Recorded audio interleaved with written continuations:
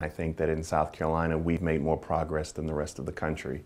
The reason I say that is because although we've had trauma, although we've had tragedy, although we've all gone through our moments of despair, especially recently with the Charleston massacre, but dating, back all the way to the Orangeburg massacre, what we're celebrating 50 years of since then now, we've had to confront issues of race on a daily basis. Whether or not it was someone like myself who served in the South Carolina General Assembly and every day had to come outside and take a deep breath under the auspices of the Confederate flag, or whether or not you're talking about the systemic injustices of the quarter of shame, the injustices you see in our healthcare system by the closing hospitals in predominantly African-American poor communities, or the environmental injustices we have around the Savannah Riverside and places such as that.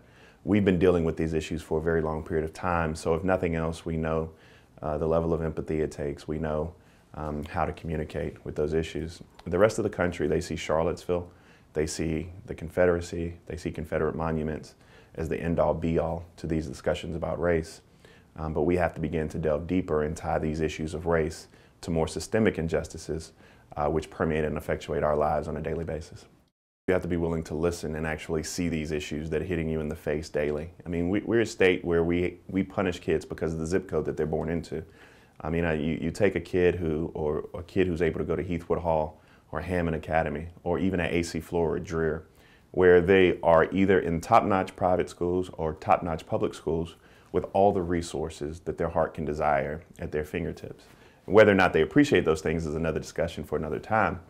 But then you take another kid who has that same level of ambition, that same level of intellect, that same level of academic prowess, but you strip away those resources from him. He has to go to school where his heating and air don't work, where his infrastructures are falling apart, where you can't recruit quality teachers to those areas, or you underpaying the teachers that are there.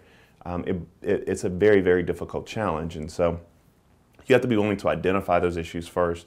And after you identify them, you have to be willing to, in South Carolina, we still say, and this is a highlight of this discussion as we talk about race, because these schools predominantly affect African Americans, but they totally affect poor people in this state.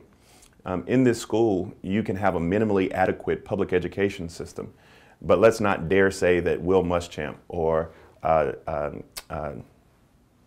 Sweeney have to be minimally adequate. It would be a complete outrage.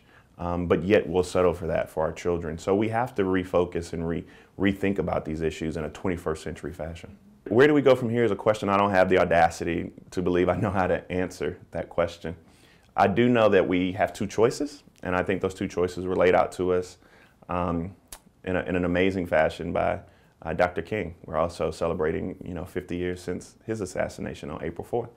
And he said we either have chaos or community. I mean, I think that's the challenge for us.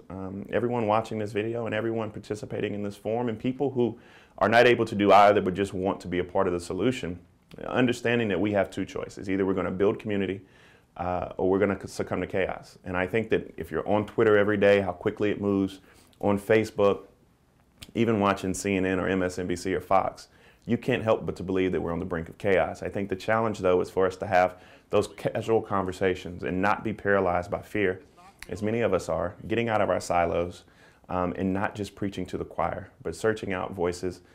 For me, the challenge is searching out voices that look a lot less like mine and more like Mike Pence's, to have discussions about my experiences, but then listen, and hopefully I'll do my part to build community.